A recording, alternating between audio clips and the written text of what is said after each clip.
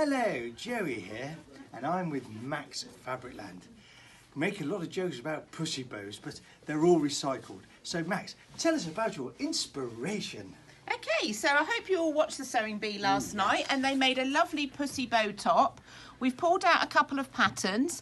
There's a Vogue one here and a little secret. Vogue are going to go on promotion next week, so that would be a nice pattern. And also this other birder pattern. And then these are the fabrics that I've picked. Okay, you can see we've got these lovely, gorgeous crepe de chines, viscoses. You could mix and match your colours because they patchworked them together. Okay, a classic black georgette. When do you not need a black top? You could put lace sleeves in it.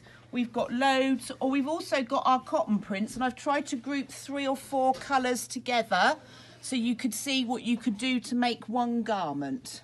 So why not have a bit of patchwork and have a go? The inspiration there is marvellous. So Max, big bye-bye from Max. Thank you. Bye-bye.